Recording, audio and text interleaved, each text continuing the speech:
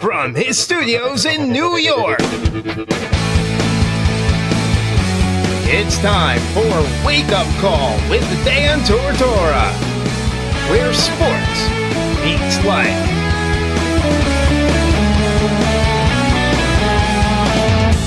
Here's your host, Dan Tortora.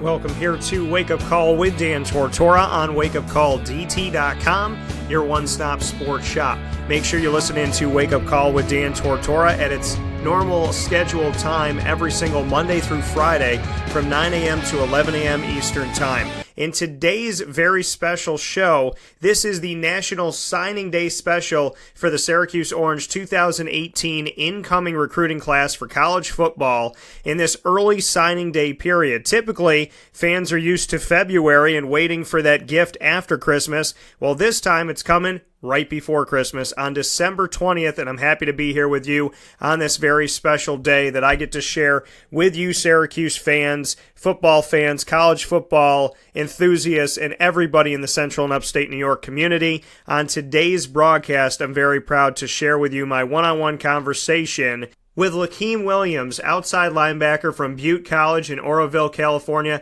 the junior college transfer that will have 2 seasons of eligibility as he moves forward into Syracuse. Lakiem, how you doing today? I'm doing good. It's a beautiful morning. How about you? Doing very well. And Lakiem, this is a moment for you that I'm sure you've been waiting for a long time, and this opportunity. Just bring me into, the road to get to Syracuse, and you had to go through the junior college ranks. So just what you could say about your road to get to where you are right now. It was just it was a long process. Just having to go to JUCO, being in Butte College. I was fortunate enough to go to a good JUCO where we were nice. We were able to win that league championship my first year there. And you know how the process is, and I just wanted to hurry up and get out of there and get my grades right. And I'm at Syracuse, and it's amazing. I can't wait to be there. What was it about, where you were at? Was it just grades that sent you over to a junior college at Butte? What kind of was the snag, so to speak, from high school to have that time where you had to go to JUCO for a little while? Yeah, it was really just the SAT score. Like my grade was all right, I was able to go, but I just really didn't get the SAT score that I needed. So, junior college was the route for me because I would have went to a Division II school, and I know I wasn't a Division II player, so I decided to risk it all and go JUCO, and I'm glad I went there. And when you say that, you decided to risk it all, go for broke, put yourself in a situation to go to junior college and hope that, things will work out in your favor. In your case, they did. Was there ever a moment that you were nervous, worried, or concerned that going the junior college route might have not ended up what you wanted it to be? Yes, I did, because, in the state of Washington, we don't really have a junior college out here, so we all, everybody that went JUCO has to leave. And, just leaving the state of Washington, I just really didn't know if it was going to be how everybody said it was going to be. And, I just didn't know how the process was. So I was really just, going blindfolded into the whole junior college, situation. So, yeah, it was just really a big shock for me that I had to take, and I'm glad I took the move. Now, coming from Lakiem Williams from Butte College in California, and Lakiem, to be where you are right now, bring me into Syracuse, how it just felt right that this is the right place for you. Bring me into the first moment that you connected with Syracuse, and then kind of go from there, and how your relationship with Syracuse evolved from there. Oh, yeah, Coach Ward, defensive coordinator, he actually came to my school. And, we sat down and talked, and, we were talking, and I was just explaining to him how my defense was, and he was explaining to me what they do for their defense. And, I was like, okay, yeah, I like what you guys are doing. And then, he went back to Syracuse, and then from that day on, we talked, every single day for a solid, month and a half. And, I just, I got real comfortable with him, and then I started talking to all the other coaches. And then I have a quarterback that's there right now, Clayton Welch, and he's there, and he was telling me hey man, Syracuse is a great university. I want you to come out here. At least just take the visit. Come check it out. you're going to love it. And so, that's what I did. I came on a visit, and it just felt like home. I thought I was back in Washington when I got there. And I just really like it. And what was it about Syracuse that felt like being at home in Washington? Because, this is obvious, they're not the same places, and you've been playing on a different coast, and now you're committing to play on the East Coast. What made Syracuse feel like home in Washington? Really, it was the cold weather, to be honest. Just being back in the cold. Like, senior year of high school, I played every game in the cold. And I'm used to being in the cold weather. So, just being out there and feeling how cold it was. And everybody was just family oriented and everything. It was just like, all right, yeah, this is where I want to be. And when you look at that family atmosphere that you got from Syracuse, how did that family atmosphere really be shown to you? What made you feel like it was such a family? Because, everybody had each other's back, when I was talking to players, it was nothing but positives about everybody. There wasn't nobody that was, singling somebody out. There wasn't, we could have won this game if this person would have done this or this and that. It wasn't like that, it was just more, everybody was on the same page. Everybody knew what they had to do. Everybody knows what they need to do to get done. And I just liked it. It was perfect. Speaking here with Lakiem Williams, coming from Butte College in California.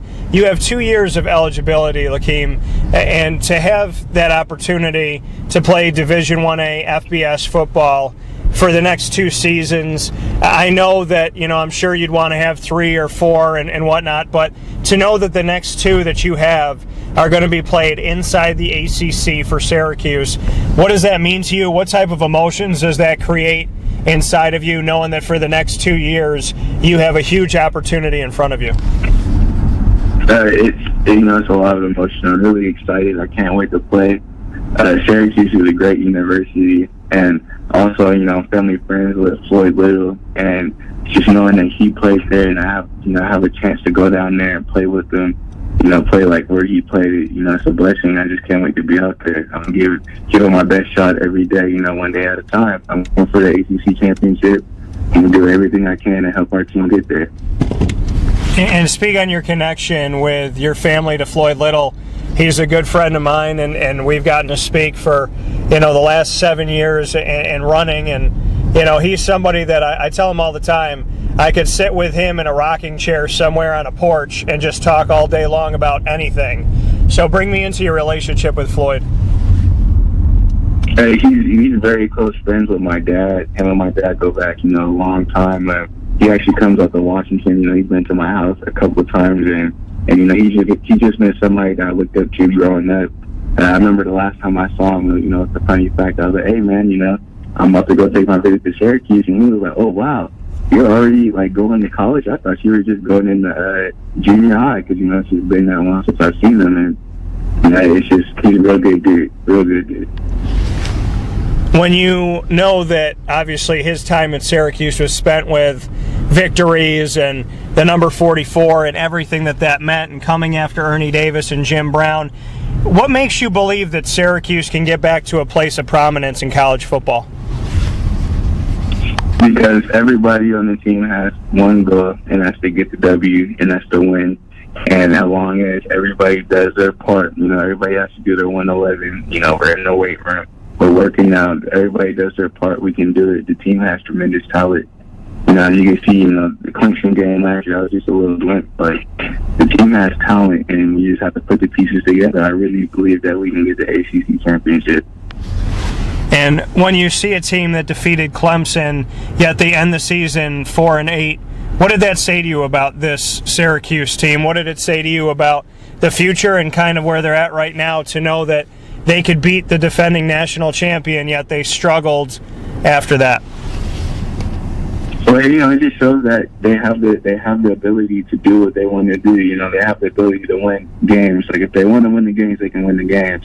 And they lost the games due to some injuries and minor setbacks, and that just means we have to capitalize on them this upcoming season. And, that's pretty much all I can say about that. They just gotta get the job done. They can do it. To speak on the Syracuse staff and what they mean to you, what can you say about your relationships that you have with the staff, a staff that you ultimately committed to and now you've signed on the dotted line to? What can you say about those people that are responsible for you as a student athlete at Syracuse? I can say that they really care for the players and they really care about the program. And that's one thing that I really liked about them because, everybody kept it straightforward with me. It was nice to talk to all of them and to be able to have a strong relationship with every single coach on the team rather than just talking to your linebacker coach, talking to the defensive coordinator. I was talking to, the offensive line coach, the wide receiver coach. I was spending time with the defensive back coach. They really about their family and they're really about their tradition. And that's what I really liked about the program and the coaches.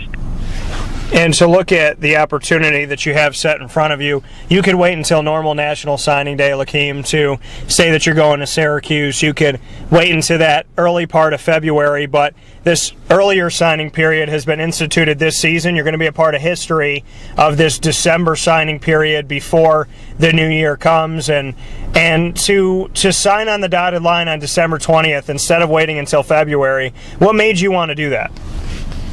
Well, actually, I'll be enrolling in January. I'm a December graduate. So, this is my time to sign. And I felt like, right after I took my visit, I really didn't need to go anywhere else. I had my mind made up, and I was ready to commit. So I pretty much knew what I wanted to do. And as a JUCO guy, like you said, this is normal for you, but for other true freshmen that are coming out of high school and out of prep school, this is the first time that they can do something like this. If they're not early enrollees, they could still do it in December. Do you like the early signing period where you're going to kind of know for sure who some of your teammates are going to be 2 months before, about 2 months, a month and a half before normal? You'll be able to know some of these people, these pieces that are going to be helping you out sooner than the typical February time. Yeah, I do like it because, I got additional months to build a relationship with them and get to know them a little bit better. And I think it's a good thing to do. So, I'm all about it. I think it's nice.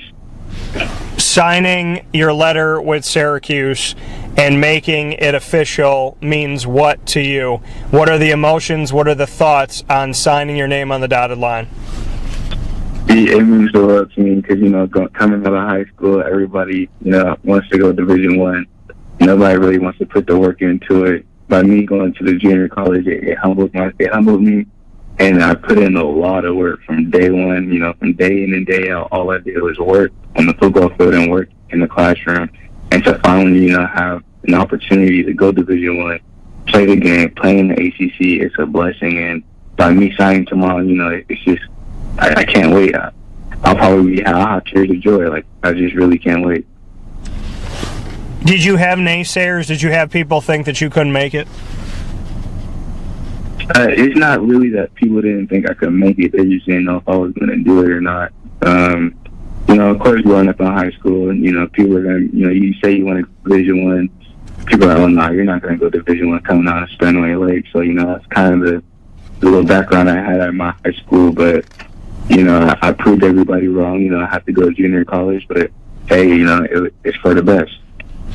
And before I let you go, Lakiem, to say to the guys that are listening, to the females that are listening, to all the men, women, and children that are hearing your voice here on Wake Up Call with Dan Tortora, when they have adversity, when they're going through a tough time, when they have people saying they can't do it or they won't do it or it's too hard, what would be your advice to people that have big dreams that have a lot of adversity maybe ahead of them or have some people believing that they can't do it?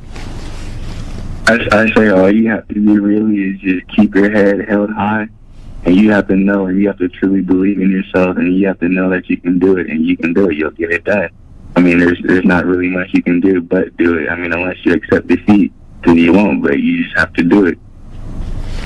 You're coming in as an inside linebacker. Syracuse is losing their Mike linebacker, their three-time captain, somebody who representing them in the ACC media days for 3 years straight. Unprecedented for the most part, to do something like that across the entire ACC of all the schools, all 14 schools, to see somebody there representing the program. Zaire Franklin's moving forward. That Mike linebacker position, the quarterback of the defense, so to speak, is open for grabs, and you're going to be able to enroll early and be a part of spring practice and show the coaches in the spring and in the fall why that should be you. What can you say about the opportunity? Yeah, it's a great opportunity because, I love to compete. I can't really speak on it too much because, I like to just keep it humble. But just know that I'll be competing, working every single day, and the coaches will know, that I'm coming and I'm here for that spot. So, that's pretty much all I can say. Final for you, Lakiem Williams means what? If you have a mission statement, Lakiem, if I asked you to fill in the blank, what would you say to me when I ask you who you are and what you stand for? I'm a hard-working person that's just going to get the job done every day, and I'm going to do it to the best of my ability, and I'm going to do it the correct way every single time. That coming from Lakiem Williams, coming from Butte College in California. 2 years left to show what he's got in college football, and 2 years that I know he will want to spend very well in the Central New York region. Lakiem, it's a pleasure having you on the show, and I look forward to the opportunity of speaking with you again very soon. Yes, sir. All right. Thank you.